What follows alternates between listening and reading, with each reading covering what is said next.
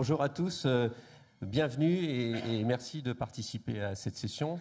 On est aujourd'hui pour parler ensemble de tout ce qui concerne l'évaluation en continu de son niveau de sécurité. Et on a pour objectif d'essayer de répondre à un certain nombre de domaines qui sont assez complexes, in fine. Mais le panel ici étant de très haute qualité, on aura certainement des bons éléments de réponse. En particulier, tout ce qui concerne bien le niveau de sécurité, c'est souvent le questionnement du board qui se pose la question de savoir quel est son vrai niveau de sécurité. Quels sont les indicateurs que l'on doit mettre par exemple dans le tableau de bord? Comment est-ce qu'on va rassurer les métiers sur la confiance qu'ils doivent avoir dans les systèmes d'information et même parfois aussi alimenter certains questionnaires car on a certains de nos pairs ici qui ont beaucoup de questionnaires à remplir et qui parfois ça représente une tâche assez importante. Autour de nous pour cette table ronde, un panel extrêmement complet avec Eric qui... Antoine, pardon, qui représente la société Thales.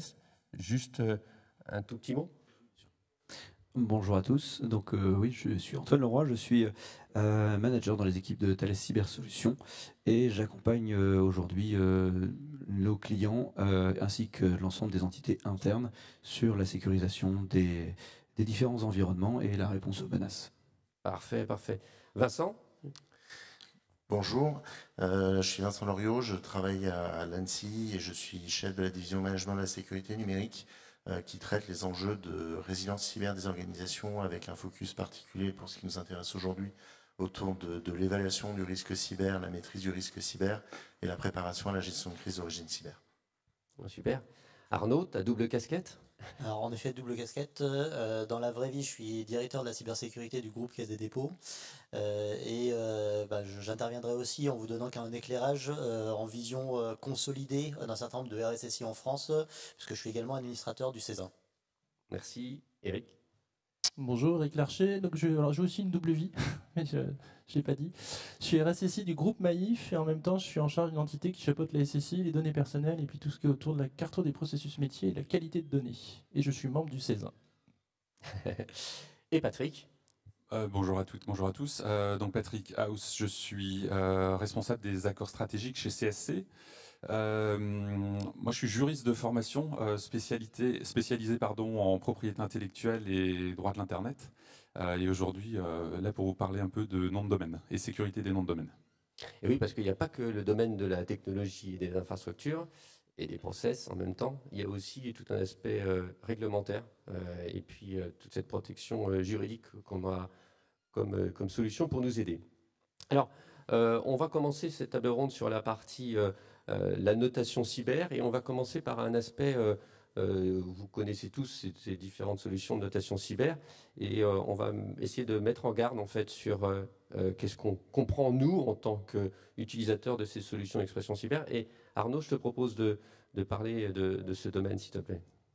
Alors en effet, la notation cyber, enfin telle qu'on l'entend, on peut faire un petit parallèle avec de la notation financière et se dire, si on prend, je suis sûr que si je demande ici, est-ce que vous connaissez tous du Standard & Poor's, du Moody's, etc. Qu'est-ce que c'est qu'une note, qu'est-ce que c'est que le AAA, etc. Vous allez tous me répondre, bien évidemment on connaît. Si on prend l'inverse, imaginons qu'on n'est pas au FIC mais qu'on est sur un forum avec des analystes financiers et on leur demande est-ce que vous connaissez un certain nombre d'entreprises de cyber rating qui ont pignon sur rue, je pense qu'ils nous diront tous je vous connais pas trop, je sais pas exactement ce qu'il en est, etc.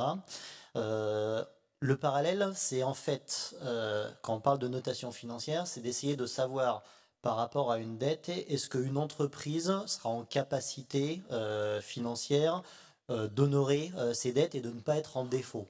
Si on parle de notation cyber externe ou d'agence de notation externe, ce sera un petit peu la même chose. Quelles sont l'ensemble des mesures de sécurité qui sont prises par l'entreprise, qui sont visibles depuis l'extérieur et qui permettent de savoir si oui ou non une entreprise peut être enclin à être attaqué, subir une attaque cyber et à avoir un certain nombre de dommages par rapport à cette attaque extérieure.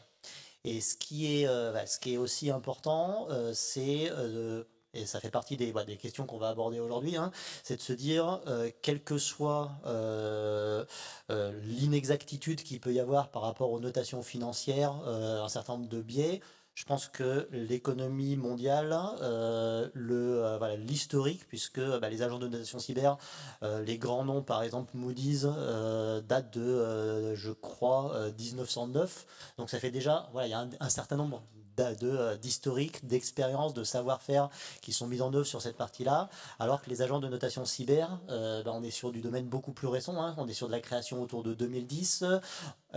Elles n'ont objectivement pas encore trouvé leur mode de fonctionnement, et il y a un certain nombre de notes de position qui émanent côté qui ont été publiées côté Cézanne, qui disent aussi que ce qu'elles mesurent, c'est potentiellement un aspect, donc en l'occurrence la vitrine extérieure, ce qu'on voit de l'extérieur en termes de mesures de sécurité, mais ce n'est pas forcément en lien avec la capacité intrinsèque d'une entreprise à se protéger par rapport à une attaque extérieure. Et Eric, je pense que tu partages un peu cet avis en tant qu'utilisateur. Oui, tout à fait. Je vais même me permettre d'un petit peu approfondir la problématique. Moi déjà, la première fois que j'étais confronté à une notation, c'était dans le cadre d'un contrat d'assurance. Là, on vient avec un rapport d'une société américaine que je ne citerai pas. Et on nous dit, voilà, il y a plein de points, vous n'êtes pas bon, etc. Donc on regarde et puis on se rend compte qu'il y a un certain nombre d'actifs, effectivement, qui sont exposés sur l'extérieur, qui, il y a un logo, effectivement, qui traîne, mais une version de TLS un peu ancienne. Est-ce que c'est vraiment grave? Moi, je ne suis pas persuadé. Mais malgré tout, à un moment, on s'est dit, ça peut être intéressant. Déjà d'avoir notre propre scoring, puisqu'on a le cyberassureur qui vient avec sa note. Nous, on peut dire aussi qu'on vient avec notre note et on assume ce qu'il y a derrière, et de pouvoir un peu challenger la vision du cyberassureur d'une part, et d'autre part, ce qu'on y voit aussi comme intérêt, c'est vrai que ça permet de donner une vision un peu macro, mais vraiment macro, hein, j'insiste sur ce point-là, ce qu'on appelle la posture de sécurité externe, c'est-à-dire par rapport à des critères, sans rentrer trop dans les détails, on n'a pas le temps, mais ce genre de solution regarde justement la configuration des certificats TLS, la configuration des relais de messagerie, s'il y a des failles. Alors encore failles, on peut en discuter, parce que c'est une vision externe liée à une analyse d'une version qui est exposée sur Internet, mais c'est pas parce qu'il y a une version qui s'affiche, d'ailleurs elle n'est pas forcément la bonne, hein, parce qu'on peut s'amuser à mettre des fausses versions avec des reverse proxy notamment. Bon, tout ça pour dire que pour moi, le scoring en tant que tel, il est intéressant plutôt dans une vision dynamique, hein, pour voir l'évolution de sa note et puis l'impact des mesures de sécurité qu'on peut prendre sur cette posture externe. Et puis l'autre intérêt aussi qu'on a pu constater notamment chez nous, et ça c'était pas du tout prévu, c'est que en mettant en place le dispositif à l'échelle du groupe avec les filiales, on a vu se créer une saine compétition. Et il y a des RSSI de nos filiales d'ailleurs dans la salle que je salue, où il y a une sorte de challenge, et il y a la filiale X ou Y qui a envie de déplacer sa voisine, voire même le siège. Et ça, c'est plutôt intéressant. Voilà, c'est plutôt intéressant. Mais après, on pourrait parler des algorithmes, de la transparence, l'impact d'une modification sur le score qui parfois peut être fort, on ne comprend pas toujours. Enfin bon. Voilà, donc ce genre de choses pour nous est un outil parmi d'autres. On verra qu'il y a d'autres façons d'évaluer cette posture, que ce soit en interne ou en externe. Oui, tout à fait. Et Antoine, on parle aussi d'analyse de la surface externe avec ce genre d'approche? Alors oui, bien sûr. L'objectif finalement d'avoir une notation qui est pertinente, c'est que cette analyse de la surface doit être faite et drivée par du risque. Et aujourd'hui, les outils, si on rentrait forcément dans la technique, nécessitent d'être pris de manière continue, c'est-à-dire de pouvoir être challengé en continu et d'un point de vue risque. Et quand je dis risque, je dis qu'il faut pouvoir les contextualiser sur la base de l'environnement sur lequel on est, donc c'est-à-dire la connaissance de l'entreprise en question, de ses activités, mais aussi de ce qu'on expose, et donc de la pertinence de ce qu'on va exposer derrière. Et donc, cette analyse et donc cette notation de risque doit prendre en compte, par exemple, là, on parlait tout à l'heure, juste avant, de posture cybersécurité, de vulnérabilité, mais également de la qualité des données qui sont hébergées. Et finalement, tout ça pour être analysé non pas à un instant T, mais de manière continue et être réévalué selon les changements au sein de l'entreprise en termes d'axes stratégiques ou même en termes de menaces. Oui, tout à fait. Les Anglais ont créé un acronyme, ils aiment bien ça. Ça s'appelle le Continuous Threat Exposure Management. Et ça permet de canaliser un certain nombre de points. Mais en fait, lorsqu'on évolue un petit peu sur cette notion de posture de sécurité, on s'aperçoit que en fait, c'est en interne qu'on est le mieux placé pour évaluer correctement sa posture de sécurité. Et Eric, je voudrais que tu nous parles un petit peu de tous ces outils et ces solutions qu'on met en place par l'audit, contrôle. Pour les postures en interne et en externe. Oui, alors en tant que RSSI, on aime bien mesurer l'efficacité des mesures qu'on prend. Et c'est vrai qu'on est amené à essayer d'automatiser au maximum ces mesures, parce que même si on fait des mesures un peu manuelles, dans le cadre d'audit, dans le cadre de contrôle permanent, mais tout ce qui est manuel est coûteux et on essaye d'automatiser au maximum. Et donc chaque fois qu'on trouve des solutions qui permettent d'automatiser, que ce soit dans le calcul d'un score, que ce soit dans l'évaluation de la conformité à une politique, une policy, donc une solution de policy compliance, comme on dit, tout ça c'est très pertinent et ça permet d'alimenter des tableaux de bord de conformité plus larges au sein de l'entreprise. Avec le renfort souvent d'équipes externes, comme l'audit ou le contrôle interne, lorsque les entreprises sont suffisamment importantes, c'est aussi assez pertinent. Et un petit point complémentaire, Arnaud, vous avez mis en place dans ces évaluations de posture de sécurité un programme avec une entreprise partenaire. Tu peux nous en parler ?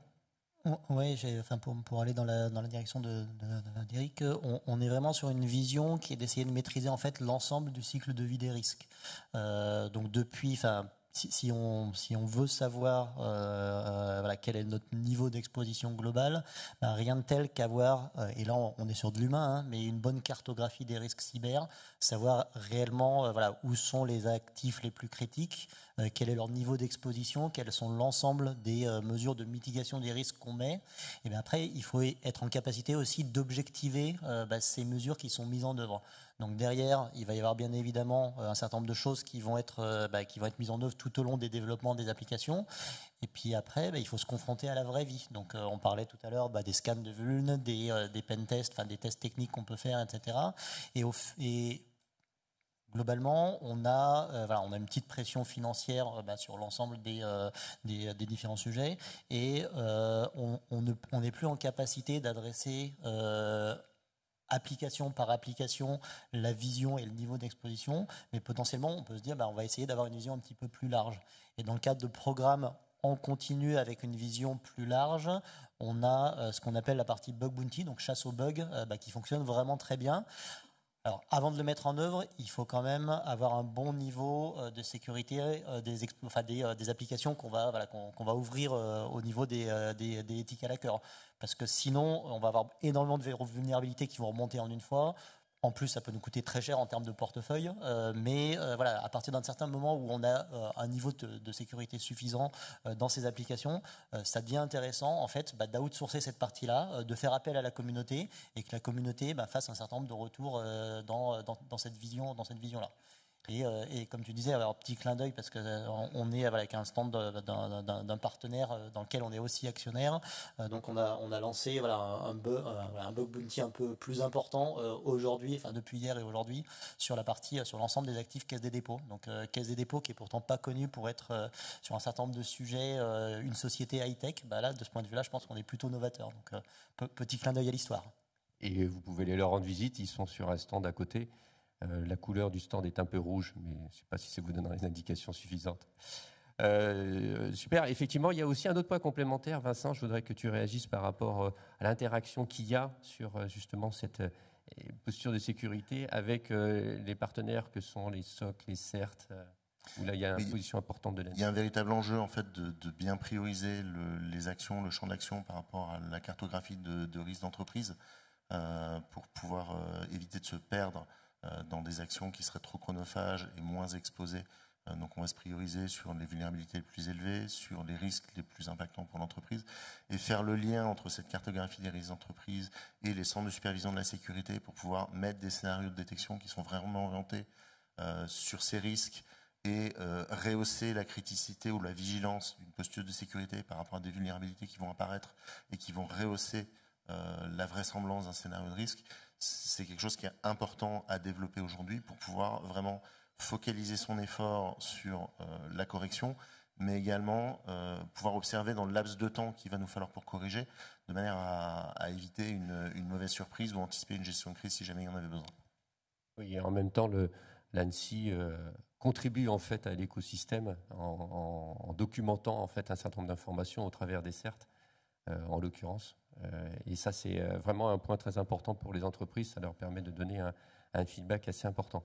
On aborde maintenant un thème complémentaire, c'est en fait la valeur ajoutée de ces solutions du marché, en l'occurrence sur tout l'aspect méthodologique. Là, de nouveau, l'ANSSI propose une méthodologie qui est impérative à suivre. Quelques mots, s'il te plaît. Oui, sur la partie évaluation des risques, nous, il y a quelques piliers qui nous paraissent indispensables aujourd'hui. Le premier, c'est de l'ancrer dans le réel. C'est pour ça qu'on pousse beaucoup pour intégrer de la threat intelligence dans les points de départ de l'analyse, pour évaluer les acteurs menaçants, les modes opératoires des groupes d'attaquants qui sont connus, et venir les confronter à nos systèmes d'information. Ça a aussi l'effet pédagogique de permettre d'expliquer que ça n'arrive pas qu'aux autres, ça n'arrive pas qu'ailleurs, et qu'il y a des organisations qui ont le même secteur d'activité, la même typologie, le même niveau d'exposition, et qui ont été touchées par des cyberattaques dans le monde réel. Donc ça a une vertu à la fois pédagogique et de pouvoir ancrer l'analyse dans le réel. Le deuxième élément qui nous paraît indispensable aujourd'hui sur la partie évaluation des risques, c'est toute l'évaluation des parties prenantes, tout son écosystème, sa supply chain, ses fournisseurs, ses prestataires d'infogérance qui vont intervenir sur vos systèmes. Aujourd'hui, on est dans un environnement qui est massivement interconnecté. Le système d'information en mode château fort, ça n'existe plus. Donc avoir une capacité à évaluer dans l'ensemble de notre sous-traitance quelles sont les parties prenantes les plus critiques pour notre activité, avec lesquelles on a le plus de dépendance, et pouvoir mettre un focus sur celle-là, sur les garanties qu'on va leur demander, sur le renforcement des interconnexions, ça va être quelque chose de primordial. Donc il y a ces deux éléments sur lesquels on insiste énormément. Pour ça, on a développé la méthode EBIOS Risk Manager qu'on propose, et sur laquelle on a sorti sur ce salon une mise à jour dont la vocation est principalement de renforcer la conformité à l'ISO 27005. Donc aujourd'hui, on a une méthode sur laquelle on a eu une séquence d'influence en normalisation à l'ISO, et on a fait le dernier pas pour rendre la méthode 100% conforme, ce qui permet de passer aussi certains cadres de contrôle qualité qui vous demandent la certification ISO. On a rallié les deux mondes comme ça. Et si vous voulez en parler, je vous invite à venir sur le stand de l'ANSSI ou du Club EBIOS. Super, merci beaucoup. Antoine, un tout petit point sur l'analyse de risque. Là aussi, vous avez mis en place, chez Thales, des solutions intéressantes. Alors en effet, pour compléter ce que disait Vincent juste à l'instant, cette analyse, comme on le voit, en fait, elle va de plus en plus devoir être consolidée. Avant, on avait beaucoup d'outils. Alors, voilà, de scan de vulnérabilité, on avait des scans de posture, de configuration, etc. Ce qu'on observe, c'est notamment le fait que, comme on l'a dit, cette analyse de risque doit être vue de manière consolidée. Donc, les outils sont de plus en plus convergents pour pouvoir apporter un risque, comme on l'évoquait, pertinent, c'est-à-dire en fonction du contexte, mais aussi en fonction de la posture sécu, de la partie vulnérabilité. Et donc ça va permettre, par exemple, si on regarde dans les environnements cloud, pour le coup, où on a de plus en plus de move to cloud, voire même du multi-cloud, une nécessité de maîtrise de la sécurisation de l'infrastructure. Et donc ça passe par cette convergence pour avoir une vision la plus pertinente, comme on évoquait, en termes d'outils. Alors on va citer les technologies de type CNAP, par exemple, qui vont converger avec tout ce qui était CSPM, CWPP, etc. Et CIEM, la partie identité qui se greffe également. Et donc ça nous permet d'avoir un outillage qui va consolider l'infrastructure. Et à côté de ça, une fois qu'on sait qu'on a un bon niveau de durcissement de nos environnements, il faut challenger, comme ce qui était évoqué, la posture de sécurité. Et souvent, on va déployer des outils de sécurité dédiés comme des EDR, des SIEM, etc. La question qu'on se pose, et en tout cas que nos clients se posent souvent, c'est oui, mais comment je suis vraiment protégé? Est-ce que les outils que j'ai déployés sont configurés de manière pertinente? Alors certes, j'ai challengé la configuration de mon infrastructure, mais je n'ai pas challengé la configuration de mon outil. Est-ce qu'il est assez configuré? Est-ce que je ne peux pas aller plus loin sans souvent générer de faux positifs, par exemple? Est-ce que je peux l'exploiter au maximum?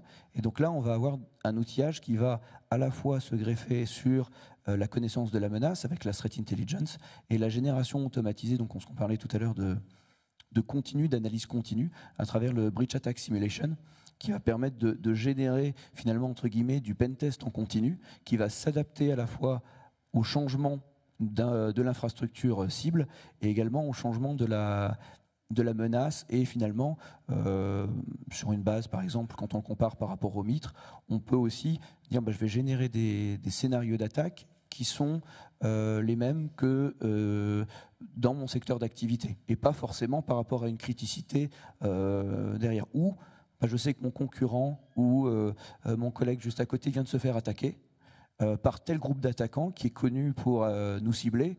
Ce serait bien de régénérer les méthodologies qui sont connues par ce groupe ou ces groupes d'attaquants et savoir à quel niveau je suis robuste par rapport à ça. Ouais, c'est intéressant. Ce mécanisme aussi de suivi dans le temps. L'ANSSI fait beaucoup de choses en matière de suivi d'un certain nombre d'opérateurs français. Oui, on a beaucoup de choses en matière de suivi. On a aussi le CERT-FR qui fait beaucoup de publications de vulnérabilité ou de mode opératoire, donc qui permettent d'éclairer tout ça. Nous, on appelle de nos voeux la capacité à vraiment intégrer la chaîne évaluation du risque avec de la threat intelligence qui vient l'alimenter en temps réel. La partie scanner de vulnérabilité également qui va venir éclairer une réévaluation ponctuelle du niveau de risque. Mais il faut bien faire attention à garder deux niveaux de gestion de ces risques et de ces vulnérabilités. Il va y avoir le niveau opérationnel où on va voir les fluctuations ponctuelles de j'ai une nouvelle vulnérabilité, il faut qu'on corrige vite. J'ai mon niveau d'exposition qui ponctuellement va être rehaussé. Versus la posture de sécurité globale sur le long terme de l'organisation, et où là il faut garder une feuille de route un petit peu plus long terme, un peu plus stratégique, et décorrélée de ces fluctuations, donc pour continuer à mettre en place une amélioration continue de la sécurité et une réduction du périmètre de risque. Et donc il faut bien avoir l'articulation entre les deux pour que l'un ne greffe pas l'autre. Peut-être un petit complément par rapport à ce que tu viens de dire, et je trouve que c'est assez éclairant, c'est que dans un certain nombre d'organisations matures, sur pression aussi du régulateur, je pense notamment au domaine bancaire, on a vraiment de manière native ces deux lignes de défense qui sont réaffirmées comme faisant partie des fondamentaux. Et on ne peut être conforme lorsqu'on a des audits du régulateur. Donc, le domaine bancaire, c'est soit la CPR, donc une branche de la partie Banque de France, soit la partie BCE, qui impose vraiment d'avoir cette vision très SecOps. Et donc là, on est sur de la gestion, comme tu disais, en temps réel, toute la partie patch management, dès qu'il y a une vulnérabilité qui sort, la partie supervision, donc Security Operations Center, la partie réponse à incident, elle est vraiment sur de la sécurité opérationnelle, versus une deuxième ligne de défense, où là, on est davantage sur une vision risk management, et donc cartographie des risques, identification des différentes mesures qu'on met en œuvre sur du long terme, et c'est pas parce qu'à un instant T on utilise un produit qui va être exposé avec un niveau de CVSS très élevé on ne va pas être dans la continuité en version asymptotique sur l'atteinte des différents objectifs. Et on a vraiment ces deux lignes de défense qui cohabitent, qui vivent ensemble, qui effectuent un retour vis-à-vis du management par rapport au niveau de sécurité global et qui permettent de progresser dans la durée. Ouais, c'est vrai que c'est complexe parce qu'il y a beaucoup de facteurs externes qui viennent perturber en fait la posture de stabilité de l'entreprise.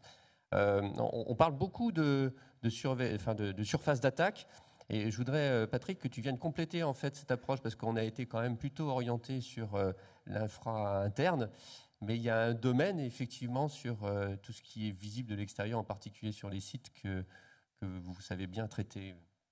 Oui, et je voulais peut-être remettre ça dans un contexte légale et réglementaire, parce qu'il y a pas mal de choses qui se passent aujourd'hui lorsqu'on parle des noms de domaine, puisque c'est des noms de domaine Internet, puisque c'est le sujet, avec l'arrivée prochaine de la transposition de la directive NIS 2.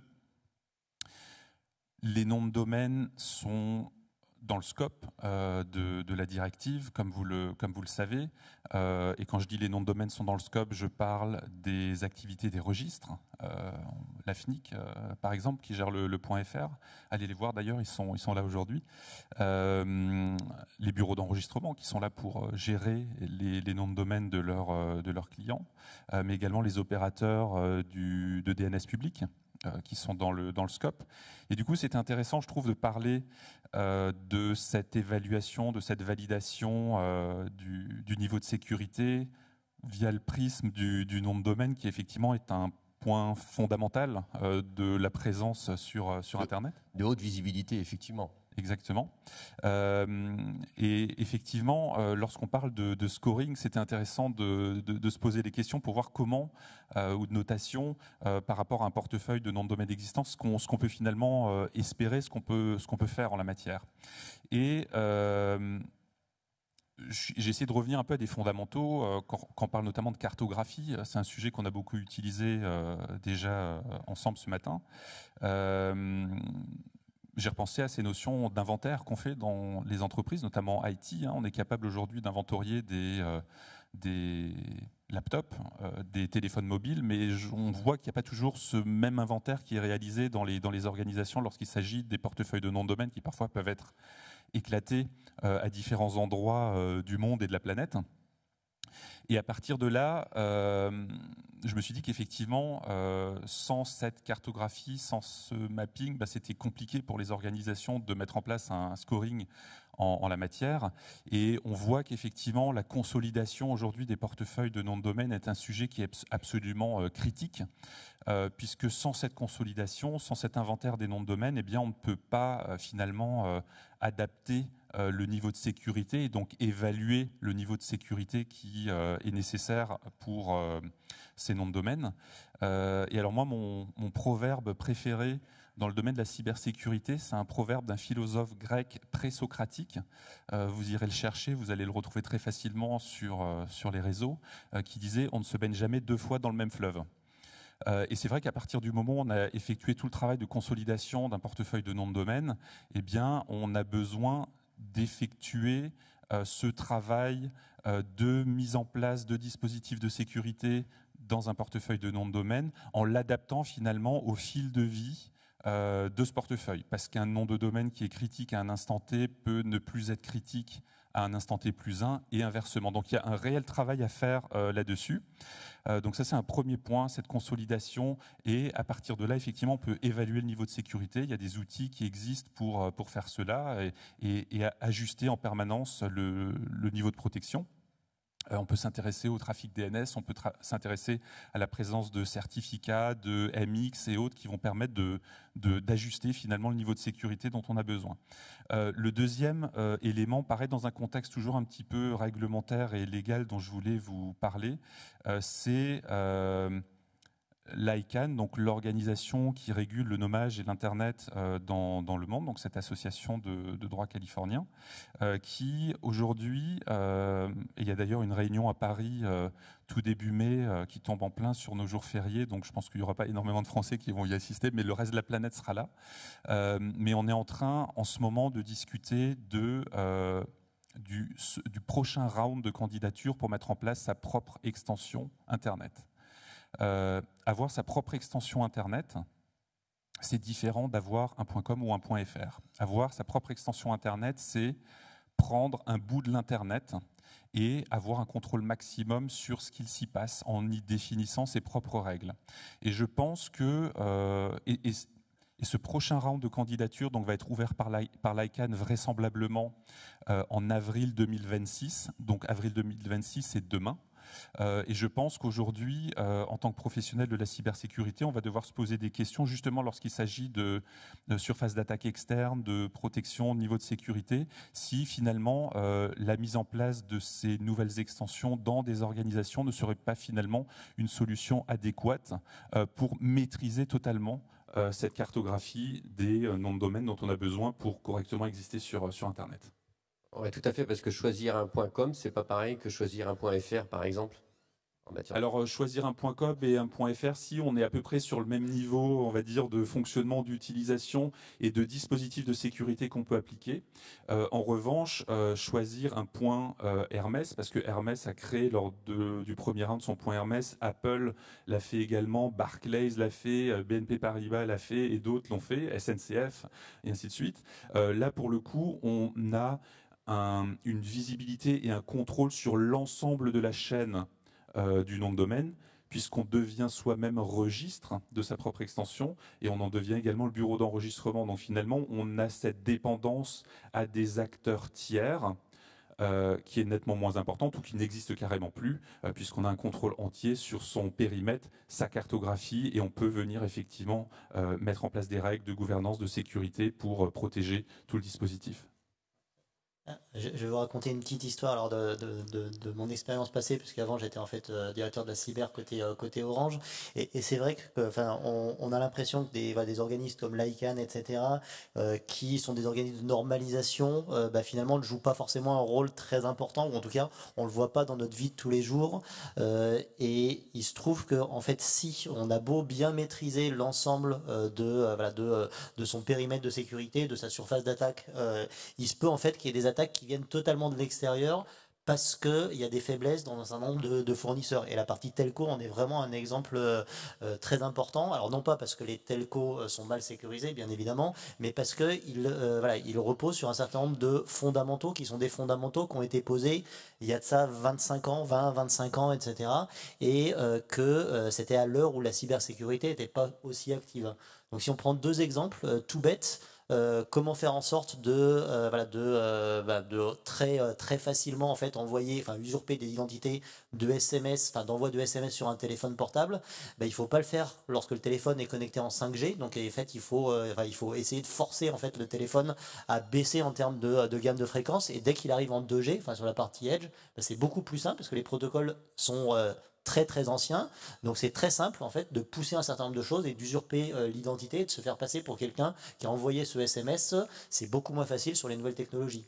De la même façon, tu parlais de la partie nom de domaine, si on prend les annonces de route, les gros routeurs qui sont au cœur de réseau en fait font du routage par rapport à des blocs et ce qu'on appelle des masques de réseau. Donc tel fournisseur va router, par exemple Orange va router telle adresse, telle plage d'adresse IP pour arriver jusqu'à la France, etc. Ce qu'on appelle des annonces de route BGP.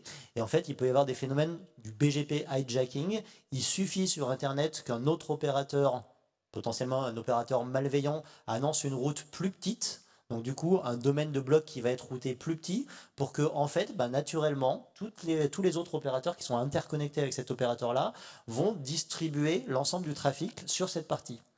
Donc si vous voulez récupérer la totalité du trafic d'une entreprise, vous récupérez l'adresse de cette entreprise, vous faites passer pour l'annonceur de cette route là, et vous avez tout le trafic qui va arriver chez vous. La plupart du temps, ça se fait par erreur. Le dernier qui a fait une erreur aussi grossière, c'est Google qui a annoncé des routes de Verizon, et ils ont pris sur l'ensemble de leur trafic la totalité du trafic d'un opérateur. Même Google n'a pas tenu. Leurs serveurs sont tombés. On a quelques cas concrets de vraies attaques sur des assets bancaires. Donc ça a donné lieu il y a de ça quelques années, quand j'étais encore chez Orange, à des travaux avec l'ANSSI, puisque il y avait eu du hijacking sur une banque avec du trafic qui s'était retrouvé en Russie pendant une quinzaine ou une vingtaine de minutes. Donc fait partie des petites histoires.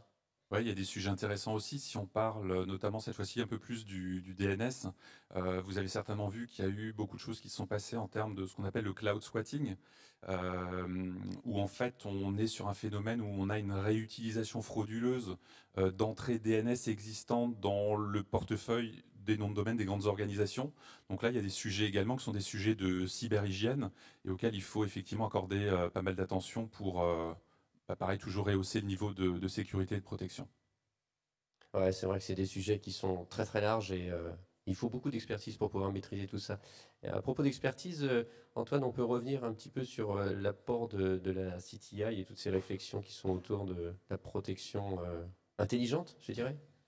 Oui, tout à fait. Tout ce qui est threat intelligence va nous apporter comme son nom l'indique, la connaissance de la menace. Donc on va pouvoir la diriger déjà par rapport à la connaissance de sa propre menace, telle qu'on pense être ciblée, même si déjà en plus il y a pas mal, on parlait du Mitre tout à l'heure, de choses qui existent, qui permettent un peu de bien comprendre comment est structurée cette menace.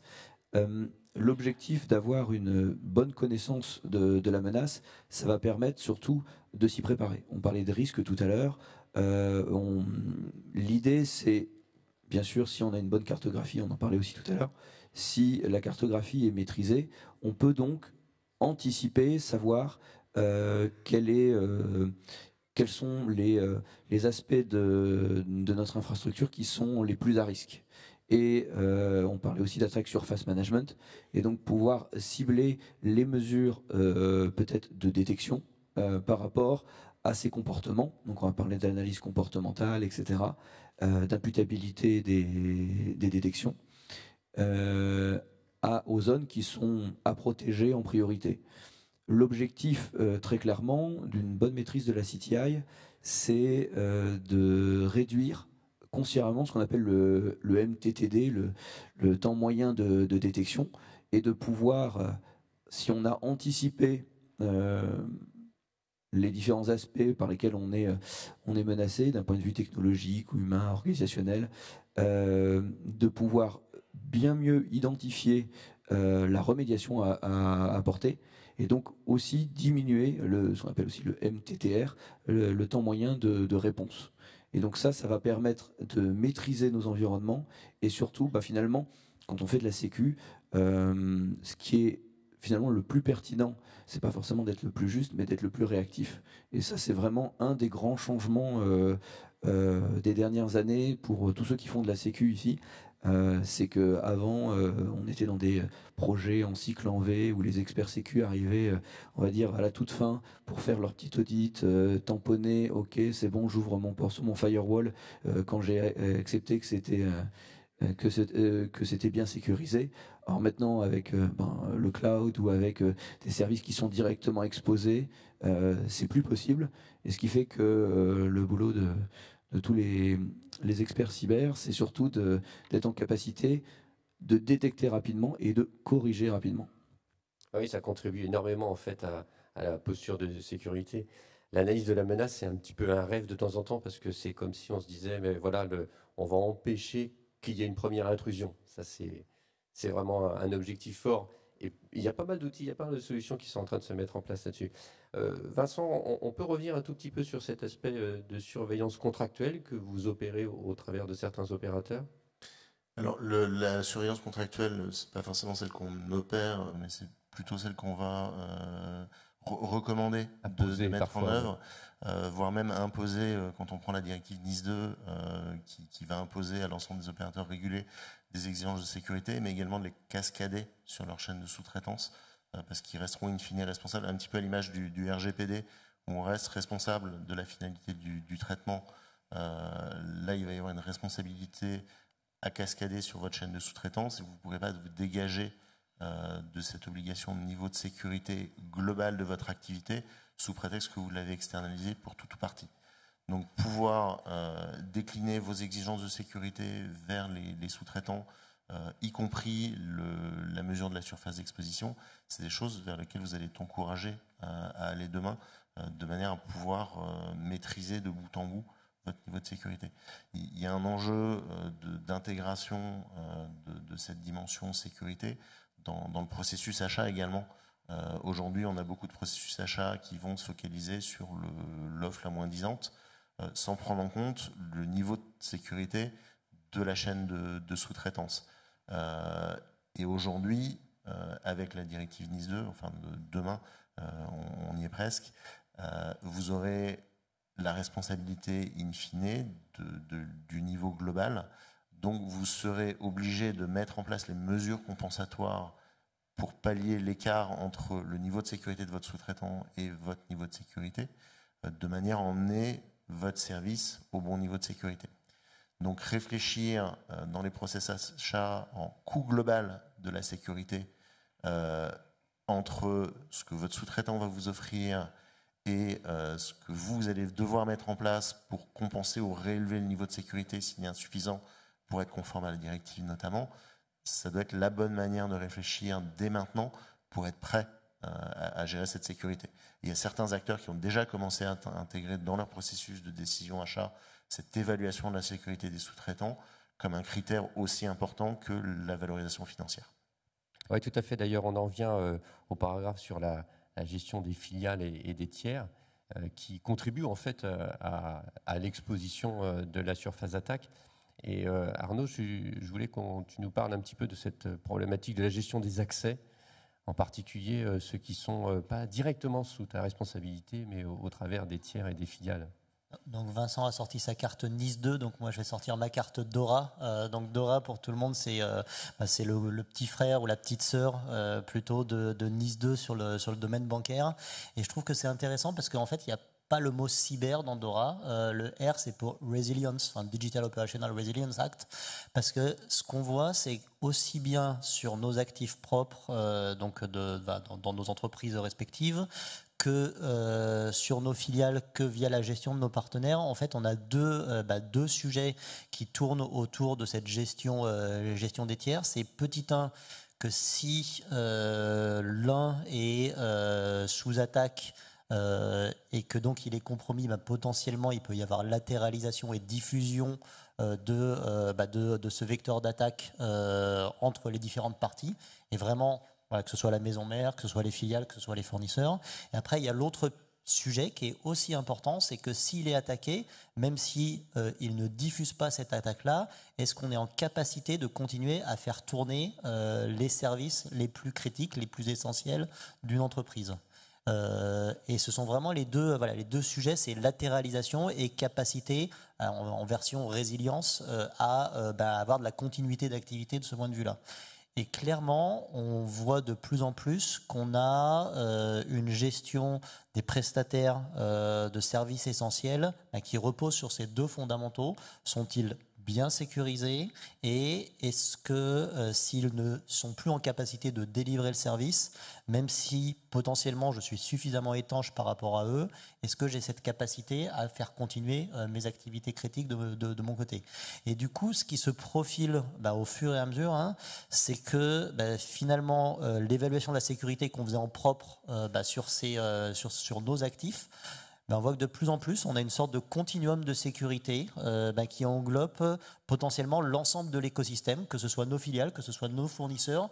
Et finalement, on a presque intérêt à être au même niveau de sécurité et au même niveau de résilience. Et je tiens au fait qu'on adosse vraiment les deux sujets l'un à côté de l'autre pour être en capacité de poursuivre ces activités en mode nominal comme dans l'adversité.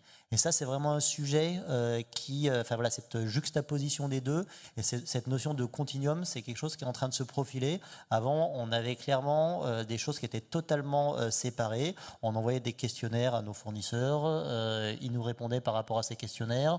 On avait une évaluation de nos filiales qui n'était pas forcément sur les mêmes critères que l'évaluation de la maison mère. Et on avait quelque chose qui était un peu un patchwork et on essayait de rétablir une vision sur la forme d'un beau tableau de bord. Et on allait expliquer à notre COMEX que bien évidemment on avait une vision holistique du risque grâce à cette vision patchwork. Mais en fait, c'est pas vrai. On n'avait pas ce continuum de sécurité. Là, le régulateur, que ce soit au travers de Nice 2 ou au travers de Dora, commence à nous imposer de nous poser les bonnes questions sur cette partie. Et c'est quelque chose que dans le secteur bancaire, on a vraiment une pression réglementaire sur la gestion de ce qu'on appelait les PSE, PS2E, donc prestataires de services extérieurs essentiels, donc qui est quelque chose de régalien. Ça fait déjà 10 ans qu'on nous impose de faire des audits systématiques chez nos fournisseurs, donc pas juste un petit questionnaire et on se dit oui, il a coché à peu près les bonnes cases, donc c'est bon, je peux le prendre au travers de mon process achat. Non, on allait vraiment chez eux effectuer un certain nombre d'audits. On le faisait, si on regarde à l'échelle de la Caisse des dépôts sur l'établissement public, l'ordre de grandeur, c'est une trentaine de prestataires de services essentiels. Si on regarde l'ensemble des fournisseurs qu'on a et qui potentiellement peuvent avoir un impact par rapport à notre business ou un impact de latéralisation cyber, on est plutôt de l'ordre de 1000 prestataires. Donc vous voyez le niveau, on est sur un facteur à 10, en l'occurrence un à 30 sur cette partie-là, mais on est vraiment sur cet ordre de grandeur. On doit se poser les bonnes questions et savoir, en termes de cercle 1, ce n'est pas uniquement nos assets, c'est nos assets, plus les assets des filiales les plus interconnectées, plus les assets de nos filiales, de nos gestions de tiers les plus importants. Eric. Oui, mais je voulais rebondir sur ce que disait Arnaud, parce que en fait, c'est là que les problèmes commencent. Parce que effectivement, quand on était sur un périmètre de sous-traitants un peu à taille humaine, si je puis dire, on pouvait gérer éventuellement dans un tableau Excel, même si on avait de l'outillage, c'était encore gérable. Là, effectivement, quand on va se retrouver sur un grand groupe avec des centaines ou des milliers de sous-traitants qui potentiellement, en cas de défaillance, peuvent impacter une activité et en cascade, sensible et critique de l'entreprise, là, ça devient très compliqué. Ça devient très compliqué en termes de méthodologie. En termes d'outillage, parce qu'on est obligé d'automatiser.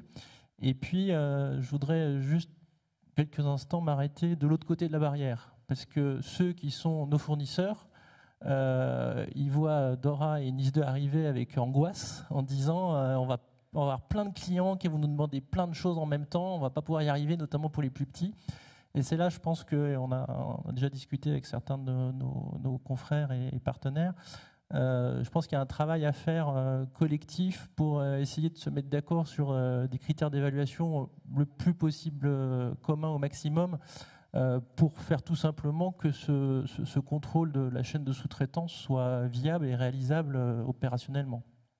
Au-delà du fait qu'effectivement, lorsqu'on a une entreprise qui est vraiment internationale, parfois, elles ont elles-mêmes des filiales qui ont d'autres filiales qui créent des sites internet qui arrivent comme ça et qui viennent rentrer dans la surface d'exposition de l'entreprise, qui devient un peu plus compliqué à gérer. Juste un mot complémentaire sur la partie sécurité dans le cloud, sur justement ces différentes technologies que l'on a à gérer et à maîtriser. Oui, tout à fait.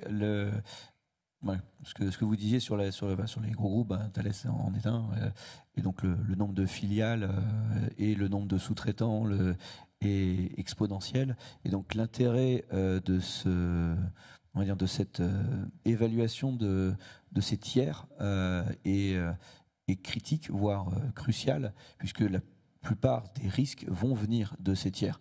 Et ça, c'est une réalité. Donc ça passe en effet par l'analyse, l'évaluation de ces tiers dans ce qu'ils vont exposer, dans le cloud par exemple. Et donc, par rapport à ça, on a deux approches. L'approche, on maîtrise les environnements des tiers et on va les auditer. Donc on va auditer ce qu'ils vont exposer, les systèmes qu'ils mettent dans le cloud, et par rapport à des baselines ou des référentiels tels que le NIS, Dora, etc., quels sont leurs niveaux de maturité, et puis après les engager dans de l'amélioration continue. Mais malgré tout, comme on l'a évoqué, c'est pas forcément toujours maîtrisé, puisqu'il y a on n'a pas la maîtrise globale de tout. Donc la deuxième approche qui est aussi pertinente, c'est un gros sujet aussi au FIC cette année, c'est l'OSINT. L'OSINT peut être aussi une approche pour essayer d'identifier. Donc là, quand je prends le cas du groupe Thales, il est intéressant qu'est-ce qu'on veut protéger, c'est nos données. Et les données, on va essayer de les rechercher sur les sources ouvertes. Et donc indirectement, pourquoi pas quelquefois repérer tel ou tel sous-traitant qui ne respecterait pas certaines règles et qui exposerait peut-être inutilement des données un peu plus sensibles ou de données personnelles ou qui sont liées. Et donc ça nécessite d'être outillé. Ça nécessite forcément d'être outillé, de faire de la recherche en continu. Et sur la partie données dans le cloud, là, l'audit des environnements, on parlait tout à l'heure de CNAP par exemple, pour avoir la posture sécurité et la conformité sécurité associée, et aussi une bonne approche. Bien sûr, ça ne remplacera pas en fait finalement la porte d'entrée par prédilection de n'importe qui, c'est la gestion des identités et des accès. Donc le durcissement de ces accès, on l'évoquait avec la changement de paradigme du cycle en V vers le detect and response. C'est encore plus vrai sur l'accès. Tout ce qu'on met dans le cloud est directement exposé sur Internet par défaut. Si c'est pas bien durci, c'est la vitesse à laquelle on va la détecter et corriger qui va être la plus pertinente sur ce sujet-là. Donc la partie gestion des identités, gestion des accès, authentification forte et critique. Et bien sûr, à minima, ces fameuses données sensibles qui pourraient y être hébergées doivent être chiffrées proprement. Oui, parce qu'au travers de l'OSINT, il y a une approche qui est non seulement en fait sur les entreprises, mais aussi sur les personnes, et ce qui est un autre axe de vulnérabilité, malheureusement. Je voulais revenir, Vincent, un petit peu sur cette partie, l'homonisation et quelques mots sur une bonne gouvernance en matière de contrôle et de gestion de tout ça. En fait, il y a une nécessité d'outiller, d'entraîner, de mettre en œuvre un certain nombre de choses de manière à ce que la volumétrie de sous-traitants, de vulnérabilité, d'alerte ne vienne pas noyer l'organisation. Donc la capacité à vraiment filtrer et s'appuyer sur l'outillage est indispensable, mais ça n'enlève pas l'importance de l'humain dans la boucle.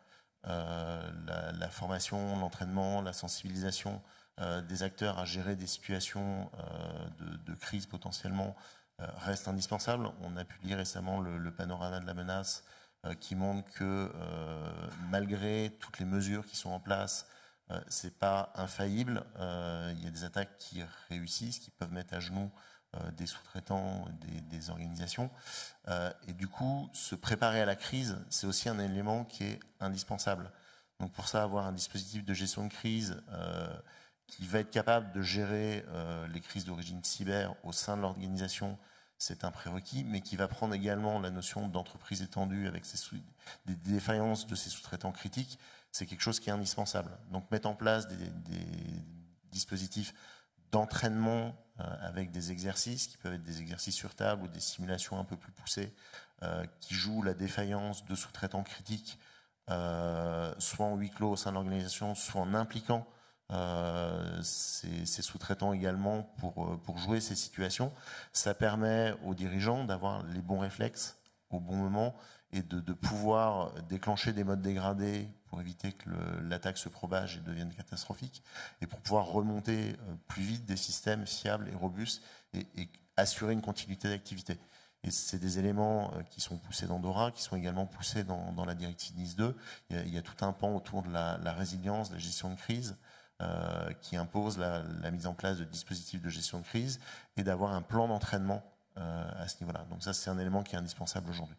Ouais, il y a une super documentation qui a été produite par l'ANSSI d'ailleurs, que vous devriez tout savoir déjà, en tout cas j'espère. Documentation également des kits d'exercices clés en main qu'on est en train de publier de plus en plus. Oui, c'est super important. Mais dans le mot gouvernance, il faut aussi entendre le contrôle. Le mécanisme de gouvernance étant un principe qui englobe beaucoup trop de choses, mais quand on va aller vraiment dans le détail, il y a quand même des points précis sur lesquels il faut faire attention, cette problématique de contrôle par rapport à l'orientation qui est choisie. On aborde le dernier point de cette table ronde où on va parler plutôt l'apport de l'intelligence artificielle. C'est quand même un sujet qui fait un peu le buzzword en ce moment. Et en l'occurrence, dans toute cette partie, comment est-ce qu'on peut faire pour utiliser cette nouvelle solution d'outils pour nous aider à améliorer notre posture de sécurité? Arnaud, je te propose de commencer ce dernier domaine. Comme tu dis, buzzword, mais on va peut-être revenir un peu sur la façon dont on l'utilise ou dont on l'a déjà utilisé au niveau d'un certain nombre d'équipes de sécurité. Je pense notamment aux équipes de sécurité très opérationnelles. Il n'y avait pas la veille avant que ChatGPT soit révélé au monde, on faisait rien, et puis le lendemain on s'est réveillé et hop, on fait tout. C'est pas comme ça dans la vraie vie, voire même l'apport des LLM, donc la partie large language model en termes d'IA sur la la partie cybersécurité, c'est pas forcément ce qui est le plus important, même si c'est le buzzword depuis à peu près 12 mois. Ce qu'on voit en termes de cyber, c'est que avant, on était vraiment sur des outils, des produits ou des services qui avaient une vision déterministe du monde. Si je prends un antivirus classique, si j'ai la signature du virus associé, quel qu'il soit, qui sonne, alors l'antivirus va se déclencher et il va bloquer cette partie-là. On est de plus en plus dans des catégories et dans des générations qui migrent de la partie antivirus classique vers de la partie EDR, Endpoint Detection and Response, qui font en sorte, certes, ils ont une base connue en termes de signature, mais ils détectent aussi des comportements anormaux, et à partir du moment où il va détecter un comportement anormal, de suite, il va réagir avec plusieurs possibilités vis-à-vis des opérationnels. Il va juste dire, je lève une alerte et je dis, il y a quelque chose qui se passe, voire même, on peut le configurer pour que, si l'alerte, c'est ce qui se passe au niveau de son ordinateur, de son serveur, etc., est vraiment trop anormal, potentiellement, il peut le bloquer, l'isoler, et faire en sorte que si il a vraiment été infecté, qu'il ne vienne pas infecter le reste du monde. On est exactement sur la même chose en termes de sons de réseau. Avant, on avait des sons de réseau qui n'absorbaient que des IOC prédéterminés. Maintenant, on est sur une vision NDR sur laquelle il y a aussi une vision de détection de comportements potentiellement anormal, avec la possibilité, soit si on est en mode bloquant, de bloquer les flux, ou en tout cas en mode alerting. Donc on est vraiment sur cette juxtaposition à la fois des bases de connaissances qui sont des bases de connaissances déterminées et qui représentent quand même, on va dire, un volume non négligeable de savoir et qui permet d'être très pertinent en termes de réponse, quel que soit le produit associé, et ce qu'on appelle plutôt de l'IA de précision. Donc on n'est pas sur de la partie LLM, on est sur de la partie IA de précision qui permet d'adosser des comportements dits anormaux, en tout cas dits suspects, qui permettent de réagir derrière.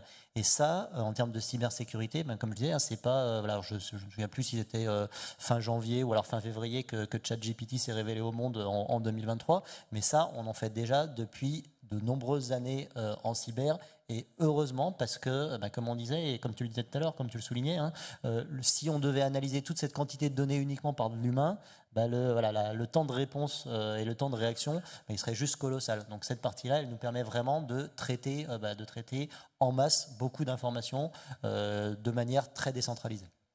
Et donc on voit que l'IA apporte beaucoup sur le comportement, que ce soit humain ou technique en fait, à travers des sons de réseau.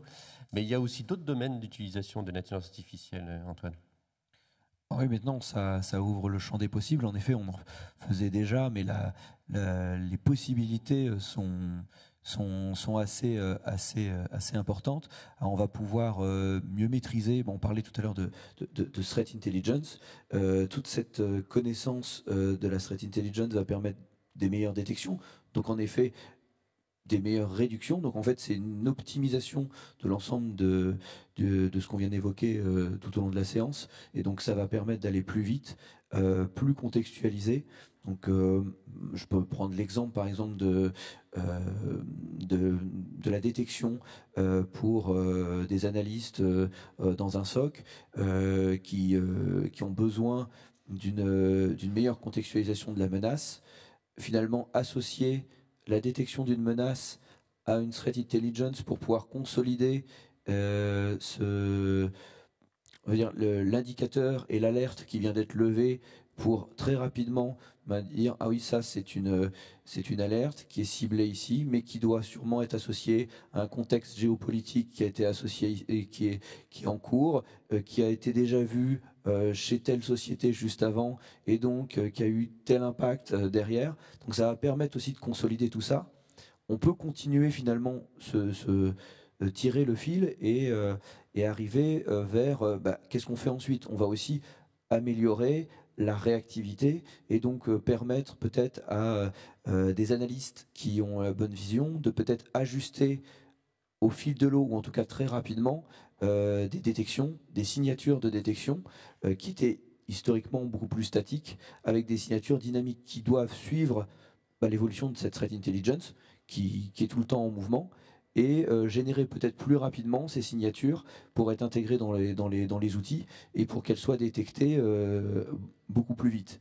Et donc on a tous ces sujets-là qui sont en cours de traitement. Et bien sûr, alors, et les LLM, hein, les modèles de langage, vont aussi permettre de simplifier aussi l'approche qui était peut-être un peu trop technique au départ, et donc pour accélérer cette intégration. Oui, tout à fait. Il y a aussi un peu complémentaire, c'est sur l'identification du scope. On utilise aussi pas mal de solutions à base d'IA pour... Oui, tout à fait, pour la partie cartographie de la menace, forcément, et donc cartographie de nos assets, identifier comment elles fonctionnent.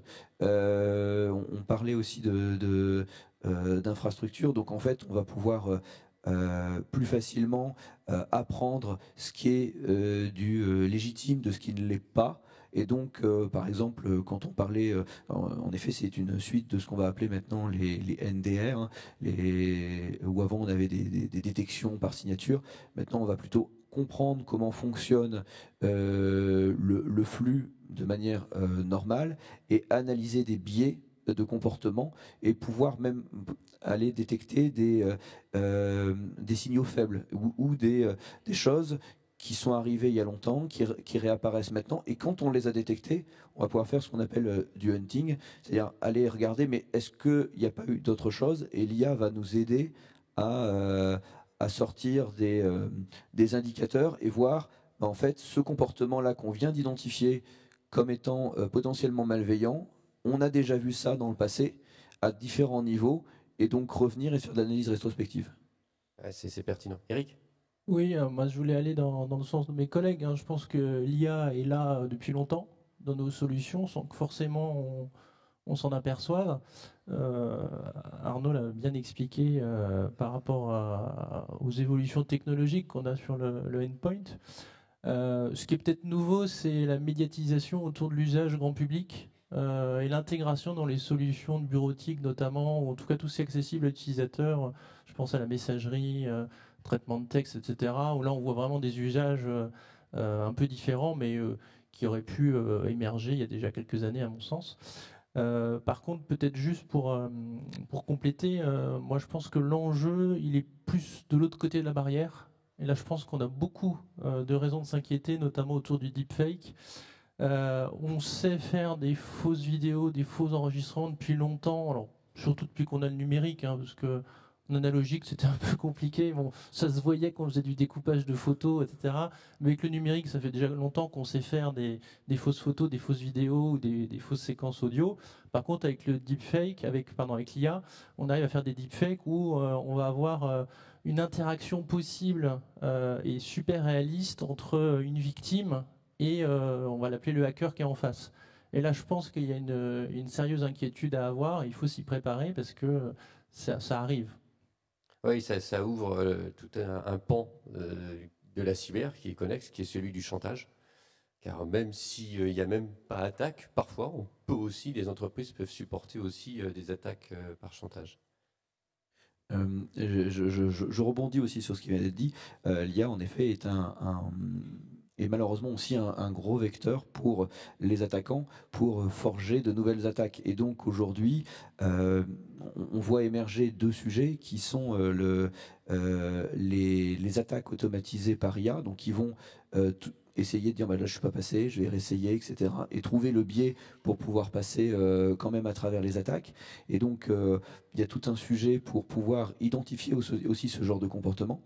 Et forcément, sur la partie gestion des attaques, c'est toute la partie détection qui lui est associée. Patrick, un mot ? Ouais, peut-être un petit complément. Trois choses que moi je vois par rapport à l'IA. La première, peut-être en guise un peu de parenthèse, IA, c'est AI en anglais. C'est l'extension d'un pays qui s'appelle Anguilla. C'est énormément de cyber-squatting aujourd'hui sur cette extension et beaucoup d'entreprises qui dépensent déjà de l'argent dans des procédures juridiques pour essayer de récupérer des noms de domaine en .ai, pardon. Donc pensez à ça également, ça fait partie du périmètre. Maintenant, plus concrètement, pour revenir sur notre sujet, quand on parle de valider, évaluer son niveau de sécurité en continu, par rapport à l'IA, en fait, moi, il y a un sujet que j'aime bien, c'est finalement celui d'encercler l'ennemi. Et si on revient toujours sur ce sujet des noms de domaine, on voit que beaucoup d'entreprises essayent de mettre en place des politiques de sécurité sur ces sujets spécifiques, que c'est pas suffisant. On parlait des filiales, des franchisés et autres partenaires qui peuvent être amenés à intervenir également. Et c'est vrai qu'en termes de recherche et d'identification des noms de domaine qui peuvent être légitimes et sur lesquels on va vouloir reprendre la main, l'IA est utile dans une certaine mesure. En revanche, et pour certainement revenir un peu sur tout ce que mes voisins de droite disaient à l'instant, effectivement en matière de threat intelligence, je pense que c'est assez bluffant ce qu'on peut faire en la matière. Pareil, si on parle spécifiquement des noms de domaine en termes de quantité d'attaques potentielles qu'on peut détecter. En termes d'identification des patterns d'attaques, on en des modèles, on en parlait également tout à l'heure. Là, je pense que on a fait énormément de progrès, c'est effectivement bluffant. Et également en termes de rapidité. La rapidité est un élément clé. Je vous ai parlé un peu de mon background dans le monde légal. Aujourd'hui, lorsqu'on parle de cyberattaque, lorsqu'on parle de phishing, les solutions légales aujourd'hui ne sont pas adaptées. On n'envoie plus une mise en demeure pour un cas de phishing et on ne va pas faire une procédure à l'Organisation mondiale de la propriété intellectuelle. On va engager des actions immédiates, rapides, de takedown pour aller faire supprimer des contenus en utilisant l'écosystème et en identifiant les endroits où la compliance est la plus forte pour faire supprimer le contenu. Et je pense qu'effectivement, l'IA, par rapport à ces aspects de rapidité, nous a fait faire en fait des progrès relativement importants. Mais il faut que ce soit bien encadré avec derrière les solutions qui fonctionnent de manière efficace. Ouais, parfait. Avant de conclure, je voudrais juste que peut-être vous allez pouvoir rebondir, mais il y a le côté humain qu'il faut surtout pas oublier. On en a un petit peu parlé. Je pense qu'aujourd'hui, maintenir une posture de sécurité, ça sous-entend effectivement que non seulement on ait des solutions techniques, on ait des procédures, mais aussi on ait des personnes qui se sentent complètement investies de ce rôle au sein de chaque organisation. Pas de point complémentaire ? Est-ce qu'on peut ouvrir à la salle la possibilité de poser une ou deux questions ? Il nous reste quelques minutes. Je vois énormément de mains se lever. Tout le monde a faim. Ah oui, mais tout en haut là. Allez, super. Est-ce que... Attendez, comment on va faire ? Est-ce qu'on peut faire ça, l'organisation ? Vous avez la possibilité de nous aider ? Oui, super. Merci, merci Arnaud. Merci. Oui, juste sur le côté humain dont vous parlez en conclusion, j'avais une question toute bête. Est-ce que la formation des salariés deviendrait une obligation dans le cadre des diverses... Alors, je ne sais pas, on a parlé de NIS 2, par exemple. Est-ce que c'est quelque chose qui est pris en compte ? Je vais peut-être attaquer sur le volet NIS 2. Le NIS 2 prévoit de la formation des personnels spécialisés dans le numérique et la cyber. Pas d'obligation sur de la formation globale de l'ensemble des personnels. Par contre, avoir de la sensibilisation de l'ensemble des personnels aux bonnes pratiques, aux éléments de vigilance, aux points de vigilance, aux bons réflexes à avoir, ça reste quelque chose qu'on encourage et qu'on promeut. Il y a Cybermalveillance qui fait beaucoup de matériaux de promotion, de communication autour de ces petits réflexes du quotidien à avoir. Et c'est des éléments que vous pouvez facilement reprendre et diffuser au sein de vos organisations pour faire ce premier niveau de sensibilisation. Donc sans que ça vous coûte à vous de préparer des matériaux spécifiques. Donc on a vraiment cette dichotomie entre former tout le monde, il n'y aura pas d'imposition, par contre c'est une bonne pratique qu'on encourage, et les gens qui vont être spécialisés dans le maintien en condition de sécurité de vos systèmes d'information où là, on va recommander de faire des choses. Peut-être pour compléter, aussi dans Dora, il y a un volet sur la sensibilisation. Et puis bon, bien évidemment, quand la palissade, hein, on dit toujours que l'humain, c'est le maillon faible. Donc bien évidemment, c'est essentiel et c'est pas simple. Hein. C'est pas simple de sensibiliser. Alors c'est simple de sensibiliser, maintenant de bien sensibiliser, de maintenir la sensibilisation sur la durée. Parce que faire des séances de sensibilisation, ça se fait. Après, maintenir sur la durée, adapter le contenu, faire en sorte que le public adhère et retienne quelque chose, hein, parce que c'est pas juste diffuser du contenu. Il faut que derrière, il y ait une compréhension et un apprentissage au quotidien de bons réflexes. Et ça, c'est clairement un énorme challenge. Ouais, pour finir, quand on a un régulateur sympa, hein, comme le régulateur bancaire, alors moi, ma petite fierté, quand il est venu nous voir à la dernière mission, c'était de lui montrer que voilà, qu'on avait des taux de sensibilisation qui étaient importants, puisque toutes les communications cyber, globalement, en termes de vues sur l'intranet, elles étaient au-dessus des prises de parole du DG. Donc j'étais super content du résultat, etc. Et puis en fait, ils m'ont dit non, mais je veux un vrai indicateur qui me montre que tout le monde est formé. On a dit ça, on n'a pas, mais regardez, par croisement, par corrélation, vous voyez bien que tout le monde est sensibilisé. Et donc du coup, on a pris une recommandation à faire sous 12 mois. Et une recommandation, c'est la version soft pour dire vous êtes obligé de le faire. Enfin, une recommandation de la CPR, oui, on ne discute pas. Peut-être pour rebondir sur le dernier point d'Éric, sur l'humain, c'est un peu le maillon faible. En fait, c'est une image dont on souhaiterait sortir, de faire en sorte que l'humain, ça devienne le premier maillon, le premier rempart de cybersécurité de nos environnements pour arriver dans une sécurité positive et pas dans une sécurité culpabilisante. Oui, pardon, vas-y. Je voulais juste compléter sur la partie évaluation de cette formation, sensibilisation, etc. Puisque finalement, l'important, c'est de savoir est-ce qu'elle elle est pertinente. C'est pas tout de la faire et dire j'ai coché, j'ai fait ma formation, tout le monde est formé. Et il y a une des approches qui est assez pragmatique, c'est aussi de faire, puisqu'on a évoqué beaucoup de sujets, des exercices de crise. Et faire des exercices de crise, ça permet aussi de vérifier si face à une crise, donc par rapport à une cybermenace réelle, est-ce que finalement les formations, les sensibilisations, les processus sont opérationnels, tournent bien et on arrive à avoir aussi une évaluation de ces exercices qui sont aussi assez pertinents. Oui, ça contribue effectivement au niveau de sécurité globale de l'entreprise d'être prêt en cas d'attaque. Eh bien, je vous remercie beaucoup de votre présence. Merci beaucoup à nos partenaires et intervenants. Et je vous souhaite une bonne continuation.